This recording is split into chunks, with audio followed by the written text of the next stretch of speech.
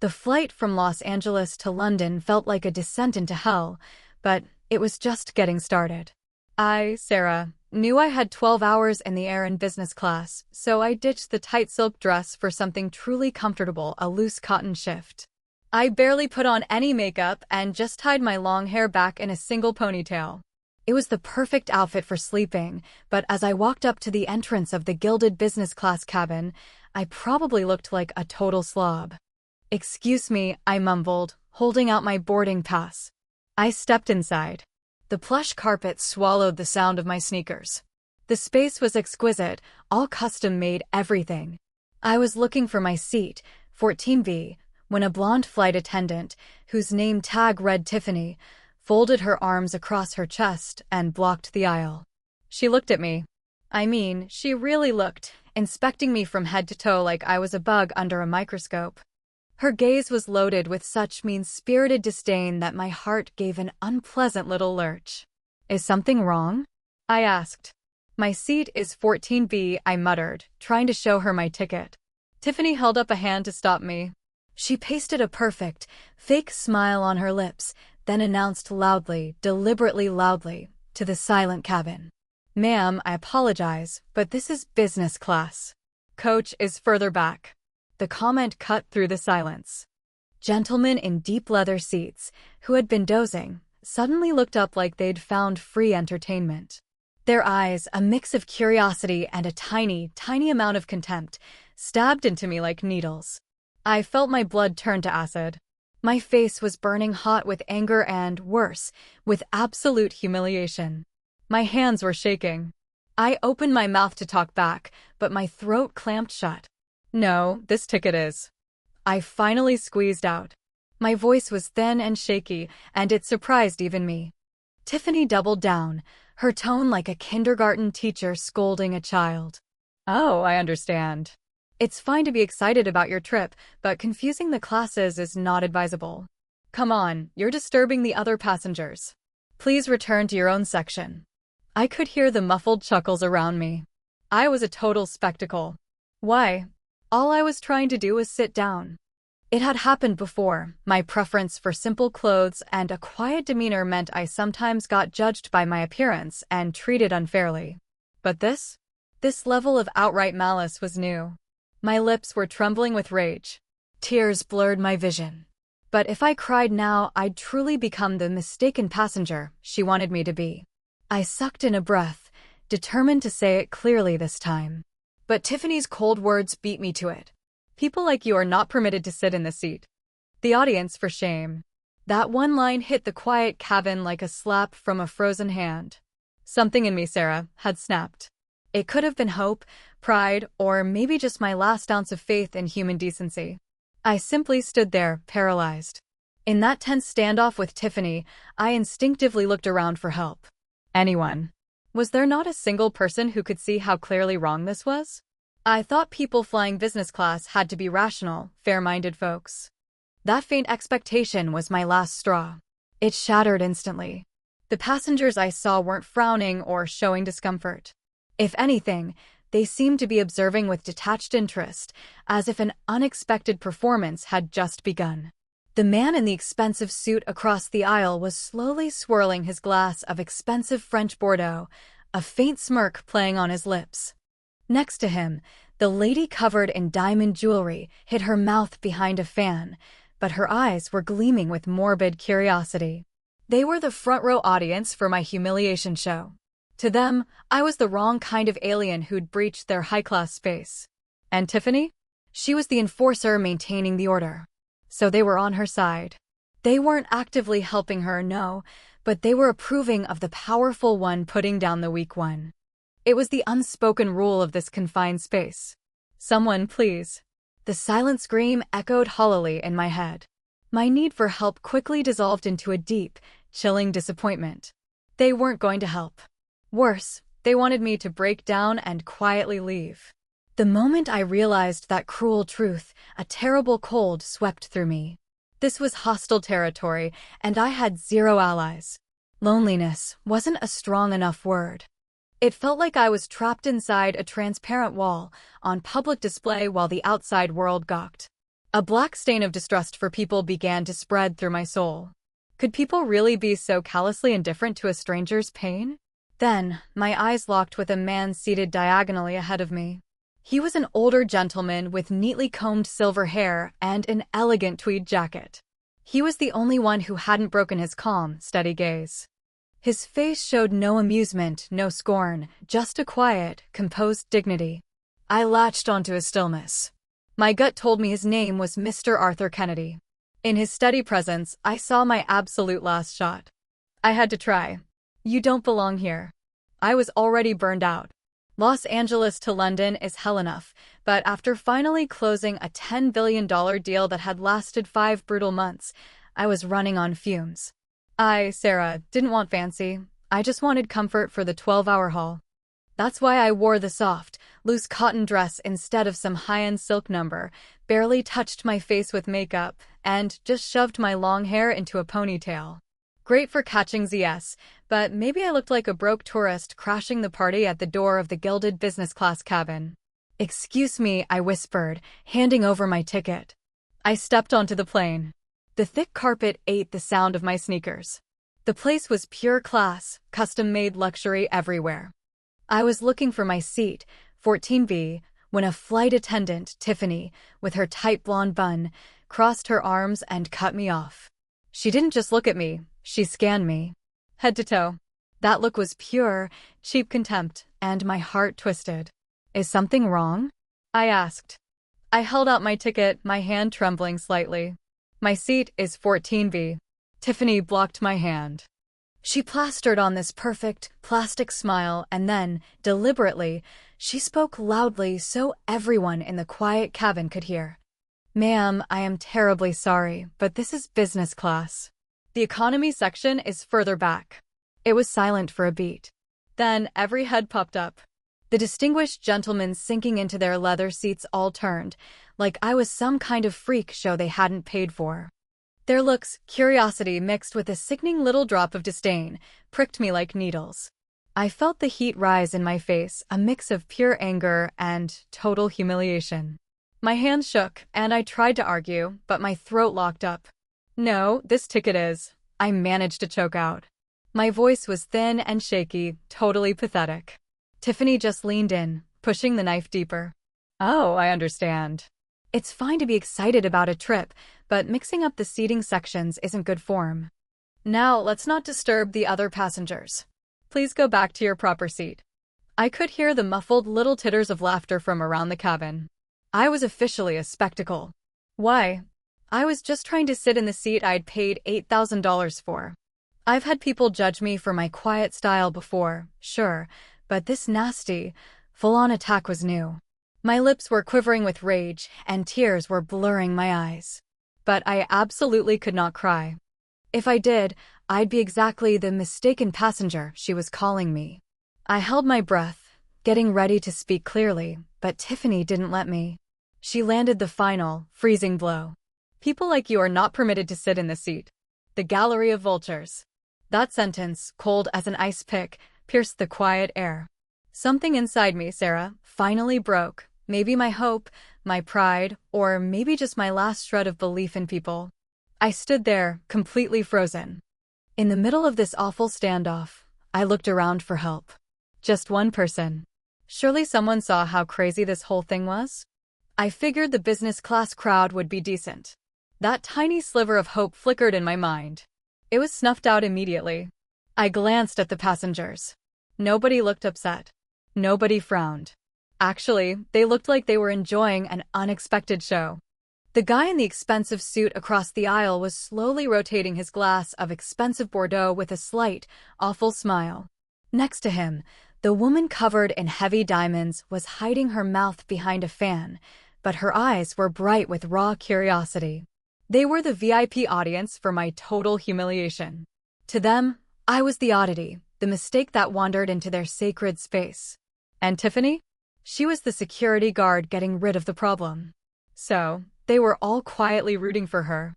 Not actively helping, but silently approving the strong one crushing the weak one. It was the unwritten, cold-blooded rule of this metal tube. "Please, somebody. My silent scream disappeared into the expensive leather and polished wood. My need for help turned into a deep, gut-wrenching despair. They weren't going to help me. They wanted me to fail and crawl away. When I realized that brutal truth, a sickening coldness washed over me. This was hostile territory. Not a single ally. Loneliness doesn't even come close. I felt like I was trapped behind an invisible glass wall, completely isolated while the world stared. A black stain of distrust for people began to spread. How can people be so damn cruel and indifferent to a stranger's pain when it doesn't affect their bottom line? Then, my eyes met the gaze of an older man sitting diagonally across from me. He had neat gray hair and a refined tweed jacket. He was the only one who hadn't smirked or looked away. His face was just calm and dignified. I held onto his stare.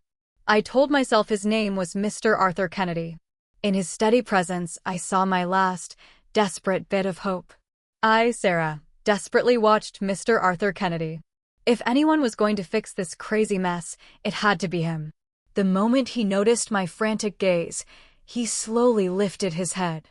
For a split second, I felt that desperate, pleading hope surge toward him. Then it was shattered. He didn't offer a lick of sympathy.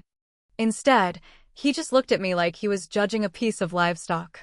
He methodically examined my simple dress, the boarding pass in my hand, and my anxious, shaking face. His stare was completely devoid of emotion.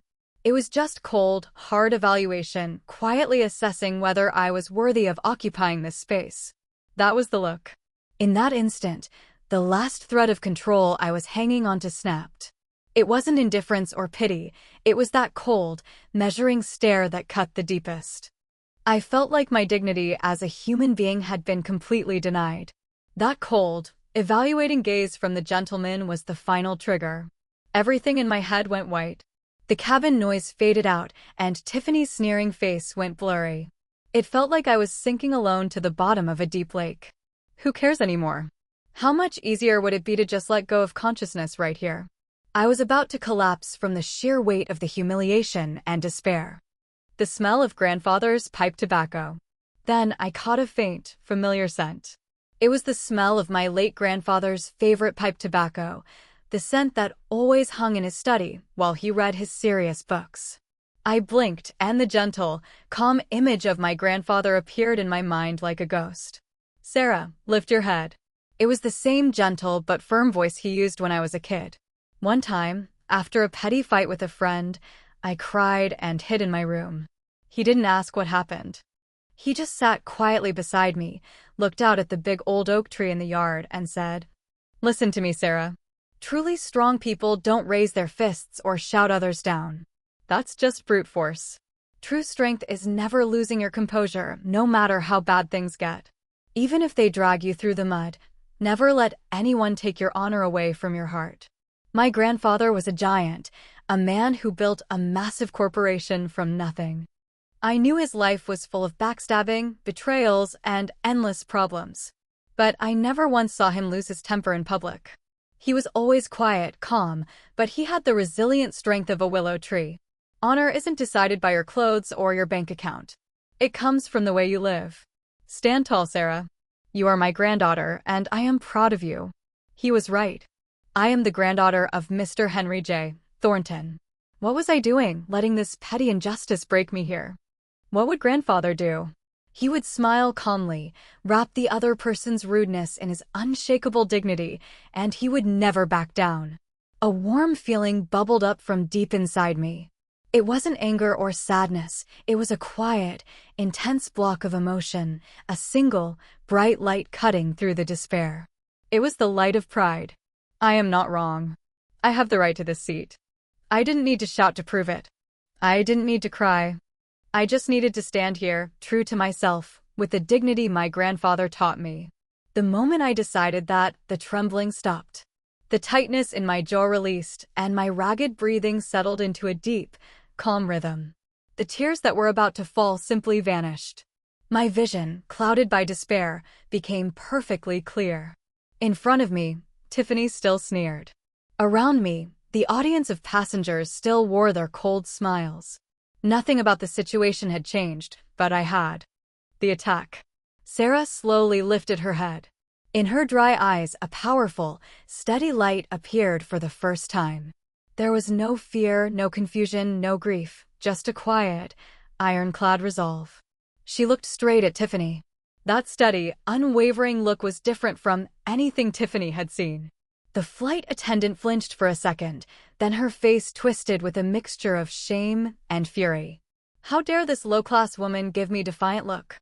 Tiffany's own fragile pride was violently wounded by my silent resistance. You clearly don't get it, Tiffany hissed, and she acted. She lunged, snatching the small canvas carry-on bag I was holding against my chest.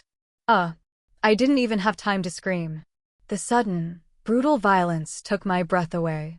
Tiffany turned the bag upside down and dumped its contents onto the business class carpet as if she were throwing out trash. A tube of lip balm clattered. A small hand mirror slid across the carpet, and a classy gold-plated fountain pen landed with a dull thud. Then, along with a neatly folded linen handkerchief, a single photograph fluttered down. I could feel the passengers gasp. The air was thick with a tense, raw shock, different from their earlier smugness. Tiffany had crossed a serious line, and everyone knew it. I couldn't believe what had just happened. My personal, cherished possessions were scattered carelessly on the floor under the watch of a hostile crowd. A wave of intense, boiling rage hit me, mixed with a deep, gut-wrenching humiliation unlike anything I'd ever felt. I was being stripped bare. My inner self was being dragged out and mocked. My fingertips went icy cold, and I couldn't even speak from the anger. My gaze was drawn to the photograph on the floor. It was slightly faded, a picture of me as a little girl on my grandfather's shoulders at a New York City amusement park, grinning wide. Next to me, my grandfather smiled gently, a hint of pride in his eyes. I carried that photo everywhere. It was my anchor, my entire source of strength. And now, this cherished memory was exposed and vulnerable at the feet of these strangers. Give it back. The voice I barely squeezed out didn't carry. I leaned forward, my hand shaking, trying to retrieve it. It was in that exact moment. Tiffany looked down at the scattered items with a smug, satisfied smirk. Then, she slowly lifted the pointed toe of her high heel, aiming it like a bullet. The target was clearly the photograph with my grandfather's gentle smile. The scene played out in slow motion in front of me, Sara. No, you absolutely won't. It wasn't a voice anymore. It was a raw, soul-shattering scream ripped from the deepest part of my being. Every single emotion I had suppressed was condensed into that one sound, and it stabbed the silence of the cabin. My desperate, heartfelt cry definitely echoed, but it didn't reach Tiffany's rage-blinded ears. Or maybe it did, and she just didn't care. Crunch. I heard a sickening sound. The sharp tip of Tiffany's high heel mercilessly ground down on the photograph of my grandfather's smiling face. In that instant, all sound vanished from my world. She stepped on it. My last single precious thing. It turns out that when despair hits its absolute limit, you can't even cry. The fiery rage I felt was instantly replaced by a cold, hard absence. Grief and humiliation froze solid in my core, turning into something brittle and absolutely emotionless. There was nothing left to fear. Nothing left to lose. It was all gone. I slowly dropped to my knees on the carpet. There was no hesitation in my movement now.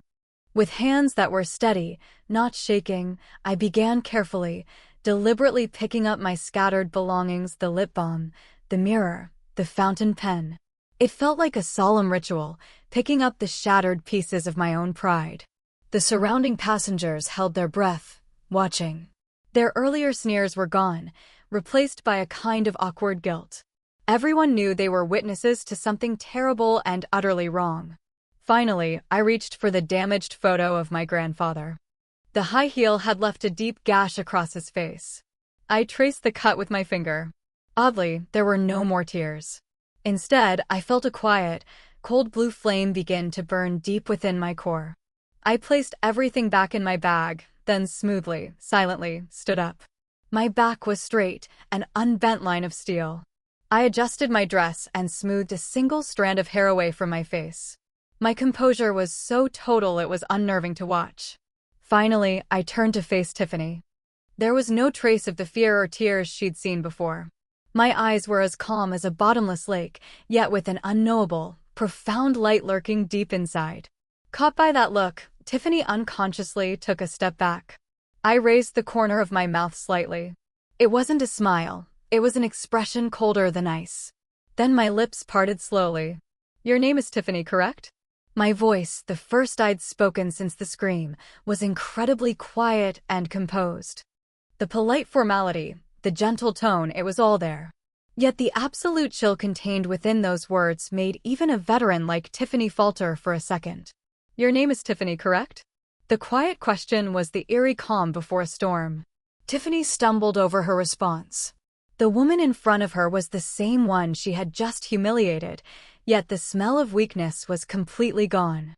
Her eyes were too deep, and her calm voice held an overwhelming pressure. But Tiffany's pride wouldn't let her back down. She forced a smile and shot back aggressively. "Yes, it is." "What of it? Planning to memorize my name and complain later? It's useless. No one will listen to a passenger like you." I didn't reply. I just showed a tiny hint of sorrow or maybe pity in my expression. Then, in one slow, deliberate movement, I reached into the bag on the floor. The cabin air thickened. The passengers who had enjoyed the spectacle were now holding their breath, sensing that something decisive was about to happen. Not a whisper broke the heavy silence. My fingers pulled out a small leather case. It was a simple, black, high-quality leather card holder, no flashy logos, just clean design. The quality of the leather, the stitching, and the subtle sheen screamed top-tier luxury, the kind only those who understand real wealth carry. I held the card case respectfully, lifting it to my chest level. Tiffany was still trying to act tough, but clear anxiety was starting to creep into her face. The unusual presence the woman in front of her was now radiating was more than just a regular passenger's aura. The cabin lights seemed to spotlight the card case. My thumb hooked onto the clasp. Click. The small, surprisingly clear sound broke the silence like a gunshot. The magnetic closure opened, and the lid flipped back. In that instant, an emblem etched onto the inside of the lid reflected the cabin light, a detailed, elegant crest featuring the wisteria flower. Most of the passengers didn't know what the symbol meant, but they were all captivated by its imposing, high-class presence. The true witness.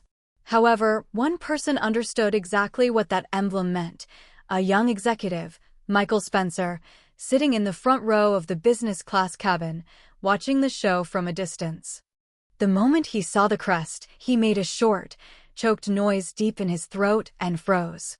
This guy was a rising star at a major Chicago firm, and he had just been upgraded from economy to business for closing a big deal.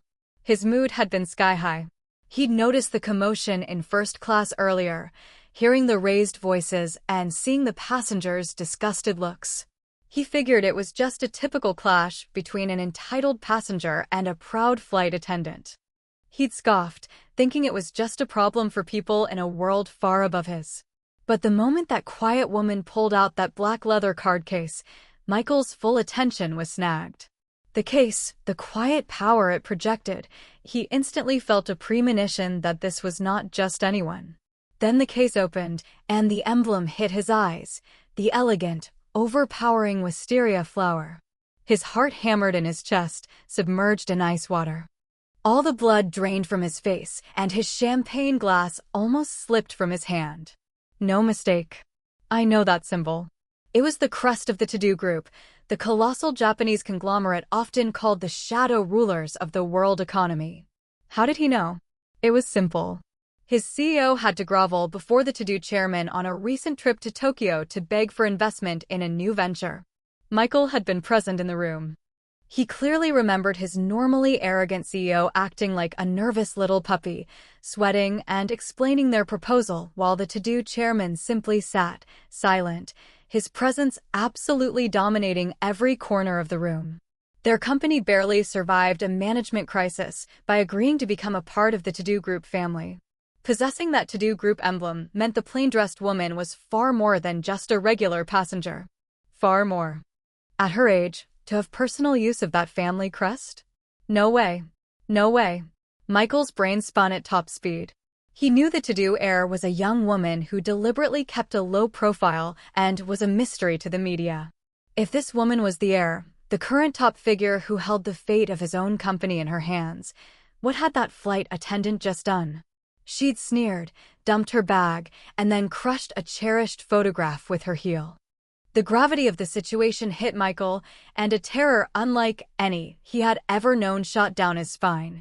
This wasn't just a flight delay. This was a potential international corporate scandal. If they offended the to-do group, his company would be flattened with the snap of a finger. "Oh, damn," he whispered. This was no longer someone else's problem. They were all about to be dragged down. What should he do? Go apologize directly? No, that would be worse. He was small fry. Rash action would only deepen the mess. Michael made a split-second decision. There was only one thing to do: immediately inform the chief purser, the highest authority on the plane, and force him to handle the situation correctly. That was the only way to minimize the catastrophe. Michael bolted from his seat, practically kicking the business class seat in his haste. Passengers stared at his sudden rush, but he ignored them, not even glancing at Sara in first class. He pushed straight to the back of the cabin, toward the galley where the chief purser was. The card. In the heavy silence, Sara slowly pulled a single card from the open holder. The motion was unnervingly deliberate, like slow-motion footage. The card was the essence of her presence, no extra details, made of thick, high-quality textured paper. It bore only the wisteria flower crest and the name Sara Todo. No title. No contact information. Its extreme simplicity was the only evidence of its absolute authority. Sara held the card between two fingers and quietly presented it to Tiffany. "This is who I am." Her voice was completely flat now, devoid of emotion. Tiffany looked down at the piece of paper with a mix of disdain and confidence. In her mind, this woman was trying one last, pathetic bluff. "Oh, a name card. How quaint. Do you think this changes anything?" Tiffany scoffed, reaching out to snatch the card away. She wanted to rip it in front of the woman's face and end this ridiculous charade for good. Her fingers were just about to touch the card when a frantic, urgent voice tore through the air. "Stop. Wait, please." A man literally stumbled into the cabin from the rear, breathing hard, his face slick with sweat. His uniform, which should have been immaculate, was rumpled. It was David, the chief purser, the top authority on the flight. His face was contorted with fear, white as a sheet. David didn't even look at the arrogant, frozen Tiffany. His eyes were glued to one thing: the card Sara was holding, the wisteria flower crust, the name To-Do. The moment he registered those two things, David went rigid as if struck by lightning. His eyes widened in terror, and the last color drained from his face. The nightmare report he'd just heard from the man in business class was being confirmed right in front of him. In the next moment, David threw away all his pride and authority as a senior airline manager. He scrambled between Tiffany and Sara, dropping to his knees with a force that should have shattered them, and performed a deep, desperate bow, the kind of prostration you never see in public. Every passenger gasped at the bizarre sight. Then a high-pitched, almost panicked scream broke the silence of the first-class cabin. "I am so incredibly sorry, Madam To-Do." That scream marked the end of the argument and the true beginning of the disaster. To-Do, Tiffany, still not grasping the situation, could only stare blankly at her boss prostrating himself on the floor, calling the dowdy woman a name that wasn't hers. She was just starting to realize that this was something far beyond a simple passenger argument. "I am so incredibly sorry, Madam To-Do." The chief purser's frantic cry completely paralyzed Tiffany's mind. "To-Do? Who? Why is my boss groveling on the floor to that shabby woman? It has to be a mistake. A very elaborate, vicious joke." Tiffany just stood there, stunned. David finally looked up, his face no longer that of a superior, but a distorted mask of hate, terror, and despair. He roughly grabbed Tiffany's arm and yanked her closer. "Tiffany, do you have any idea what you've done?" David hissed into her ear, his voice low enough not to be overheard by the passengers, but burning with contained rage. "That woman is Sara To-Do. The world of Tiffany collapsed the second that last sentence hit her eardrums. That woman is Sara Todo, the sole heiress of the world-moving To-Do group and the principal shareholder of this very airline. Principal shareholder of this airline. Each word made sense, but the devastating meaning that their combination created was something her brain simply refused to process. Her mind went blank, lights flashed before her eyes, and a ringing metallic sound screamed in her ears. No way. That can't be true. She was so plain, so timid, she couldn't even talk back. She was just a poor, irrelevant Asian woman who didn't fit in first class. That's all she was. But the scattered memories were connecting into a terrifying chain. That silent, unshakable dignity. The deep, bottomless light in her eyes when she finally stood up. The overwhelming presence that made David, her senior, immediately drop to his knees. It all confirmed she was the real deal. Everything she had done flashed through her mind like a nightmare reel. Economy class is in the back, the public shaming, spilling the bag, and then crushing the precious photo with her heel. All the blood drained from her body instantly. The absolute confidence that had been her armor evaporated. Her knees started shaking violently. She couldn't stand up straight.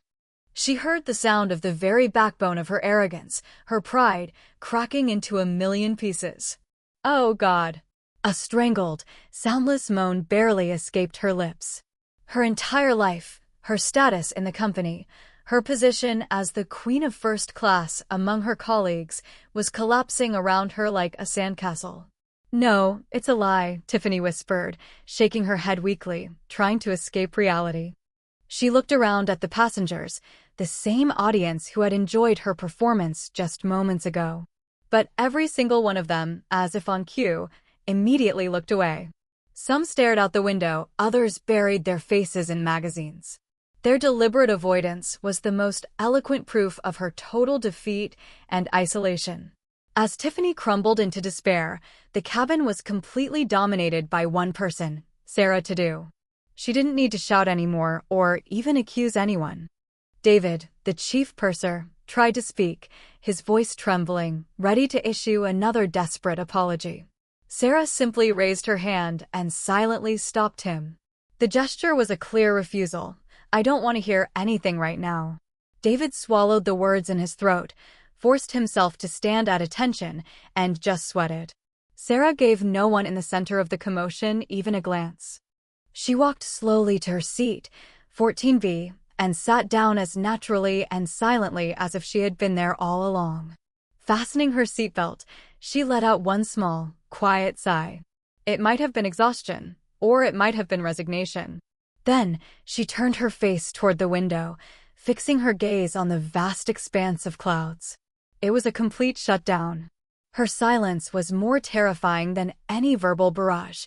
Everyone there felt the truth. The person who falls silent is always scarier than the one who explodes in anger. Her quietude became an invisible, heavy wall that weighed down the entire first-class cabin, changing the very atmosphere. The passengers were paralyzed.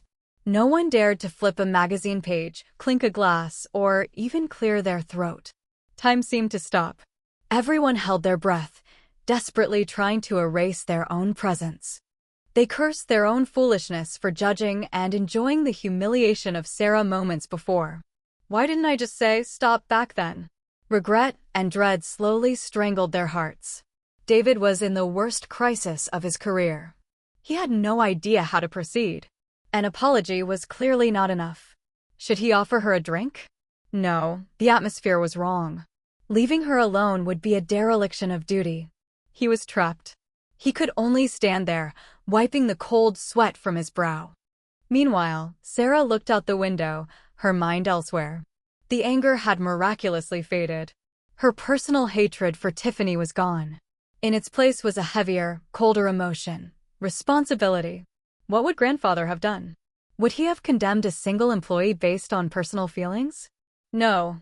He would see this not as a personal slight, but as a problem with the company's system and training. An employee's insolence is a symptom of a weak corporate culture that allowed it. Therefore, the action she had to take wasn't private revenge. It was a firm stance to correct the problem at its roots, as the one who would one day lead the organization. Once her path was clear, her heart became perfectly calm. The quiet call. After an unbearable amount of time, David, unable to stand the tension, cautiously approached Sarah's seat. He asked, trying his best to keep his voice from shaking, "Madam To-Do, what would you like me to do? Please give us your orders." Sara didn't answer immediately. Still looking out the window, she murmured, almost to herself, "What would my grandfather have done?" The words were so quiet, and it was unclear who they were addressed to. But their profound depth chilled David to the core. Was this a hint of forgiveness? Or the quiet prelude to a much more terrifying judgment? Everyone in the cabin struggled to interpret her meaning. What would my grandfather have done? Sarah's whisper sounded to the chief purser like the final question before a death sentence. He desperately racked his brain. Should I force Tiffany to prostrate herself? Should I dismiss her and send her to the back of the plane? But any punishment seemed too mild to thaw the ice in this woman's heart. Sweat poured down his forehead. Tiffany was too lost in her own despair to even notice her boss's anguish. She was completely overwhelmed by the gravity of her unforgivable mistake. Just as David was stammering to speak again, Sara, without any warning, turned her gaze away from the window. As if sensing his internal turmoil, she calmly took a black smartphone from her handbag.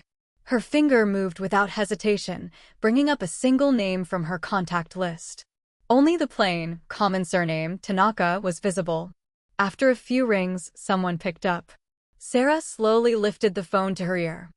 Everyone held their breath, waiting for the furious outburst, the order to summon the airline executives and condemn them on the spot. As they watched, rigid with fear, the words that left Sara's lips were incredibly quiet and matter-of-fact. "Hello, Mr. Tanaka? It's me." Her tone was as calm as if she were giving a friend a weather update. "Yes, I'm on the flight now. I apologize. A small, inconvenient matter has come up." Yes, that's right. Please take care of it. I'll provide the details later." That was it. The conversation lasted less than a minute. No raised voice, no detailed explanation, just the simple statement, "A small, inconvenient matter has come up." After hanging up, Sara slipped the smartphone back into her bag and returned her gaze to the sea of clouds outside the window, as if nothing had happened. But the air in the cabin had changed entirely. It felt like an invisible, giant gear had just locked into place somewhere far away and was starting to grind. Sara's silence was no longer just silence, it was a grave waiting period for the judgment to arrive. David's heart hammered against his ribs. Who is this Mr. Tanaka? What was this person about to do? The terrifying unknown clawed at his spine. An eternity passed, maybe 5 minutes. Suddenly, the service device on David's hip screamed with a loud electronic noise. It was a priority emergency communication from the head office operations center on the ground, an alert that only sounded for true emergencies like a hijacking or a medical crisis. With a trembling hand, David grabbed the device and looked at the screen. The moment he read the short message, the last trace of emotion vanished from his face. It wasn't a request for information or a warning. It was a single, absolute command, written in unforgiving corporate language. Flight attendant Tiffany Miller is to be immediately stripped of all flight privileges and subject to disciplinary discharge upon landing, regardless of reason. Disciplinary discharge. The merciless, instant verdict on the screen was absolute. David couldn't look away. His heart felt cold and heavy, sinking like a block of ice. This wasn't just a standard disciplinary action. This was an execution. With shaking legs, he approached Tiffany, who was still unable to accept reality. He pushed aside any remaining kindness as a coworker or superior and delivered the fact like a machine transmitting an order. "Tiffany Miller, as of this very moment, you are stripped of all flight privileges. This is a direct order from the head office. You are officially subject to disciplinary discharge upon arrival." The words hit Tiffany like the drop of a guillotine. A lie. She tried to deny in a weak voice, but the total lack of emotion in David's eyes confirmed the brutal truth. Finally, the very last thread holding her together snapped. With a guttural, animalistic shriek, Tiffany collapsed onto the floor. Her perfectly coiffed blonde hair fell apart. Her expensive makeup melted away with her tears and snot. The queen of first class was gone, replaced by a pathetic wreck that eloquently testified to how fragile her arrogance had been. The true power. Meanwhile, Michael Spencer in business class was glued to his laptop screen, holding his breath.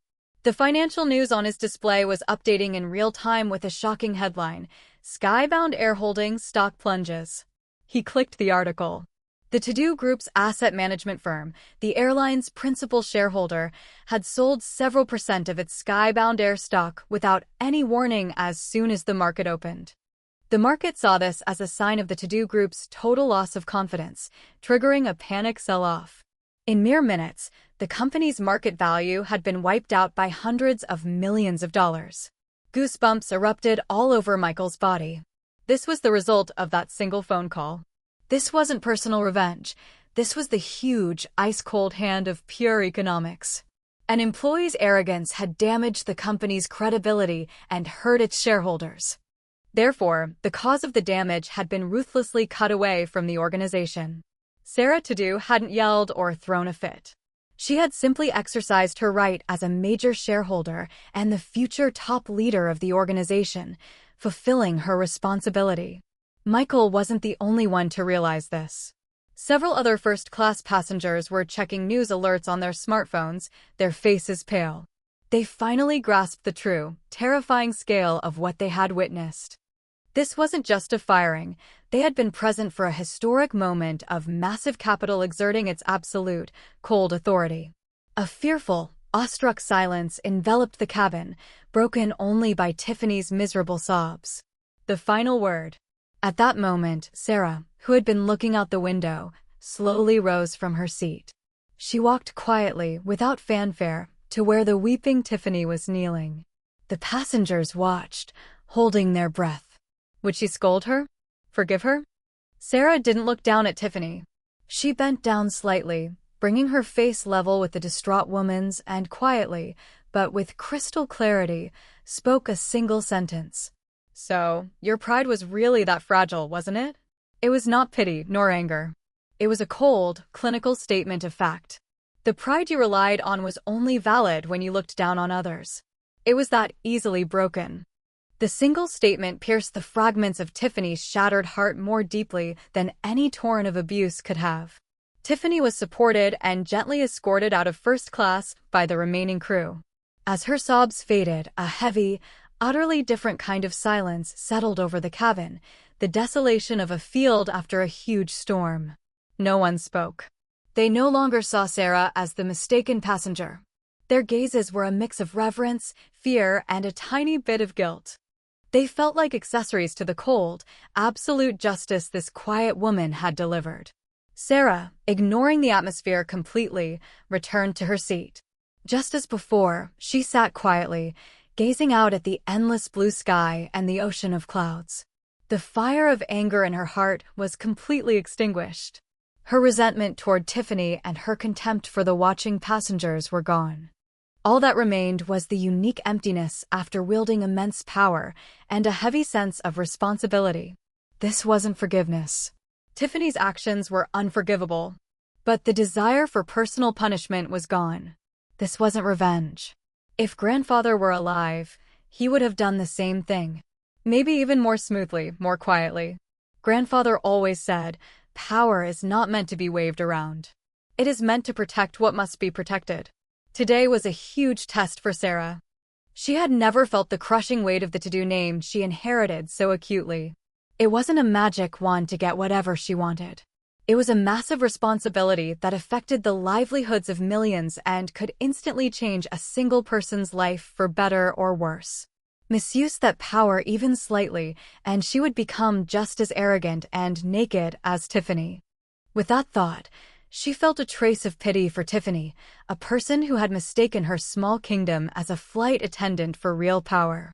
She could have given in to her personal feelings, yelled at Tiffany, and crushed her with words right there. But she didn't. She acted as a top executive and a shareholder to protect the company's discipline and reputation. That was a clear sign of her own growth. The journey that started with humiliation and anger had brought her internal peace and a profound maturity. Her heart, free from hatred, was calm and crystal clear. Landing. Soon, the plane began its descent.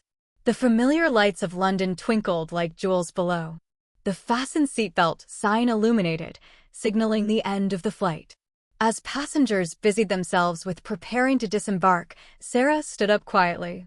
She looked directly at David, the chief purser, who stood there still pale and rigid. "Chief Purser," she called out. David flinched. He braced himself for the final verdict, convinced he would be fired right there. Sara, ignoring his tension, spoke clearly, but quietly, "I do not want to hold Tiffany alone responsible for this incident." Her voice was surprisingly gentle. David cautiously looked up, disbelieving. The icy coldness was gone from her eyes, replaced by a deep serenity and even a slight warmth. "I believe this wasn't just her problem," Sara continued, speaking calmly like a researcher analyzing a problem. "The company's culture, which allowed or overlooked this behavior, is the root cause. So, there is only one thing I want you to do." David held his breath. "Please ensure that every single staff member understands this, not just as a rule, but as a commitment from the heart. Do not judge a person's worth by their appearance or their clothes. I believe that is the only way to recover the trust lost today and to secure this company's future." It was not a command born of vengeance or anger. It was an earnest, constructive proposal from a major shareholder who genuinely wanted the company to be better. David was speechless. This young woman, insulted so deeply, was asking for organizational reform, not personal retribution. Her depth and insight utterly floored him. Fear instantly morphed into genuine respect. "Understood, Madam To-Do. I promise that we will carry out your words company-wide." David bowed deeply from the heart this time, an act of deference to a true leader. Sara nodded slightly, satisfied. She offered him a fleeting, small smile, turned her back, and walked toward the open door. Her business here was done. The first-class passengers watched her leave. They quietly made way for her, their looks devoid of judgment or contempt, only respect. On the sterile walkway of the jet bridge, Sara walked with a straight, purposeful stride. With every step, the humiliation and anger from the flight peeled away like old skin.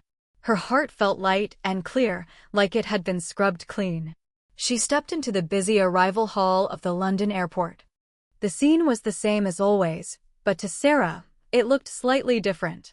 There was no shadow of sadness or defeat on her back. What she had inherited from her grandfather was not just vast wealth and power, but the invisible wings of honor, the ability to remain true to herself and her dignity, no matter what. The journey that began with anger and despair had led to immense growth, and she was now standing firmly on the runway, ready to take off into a new world.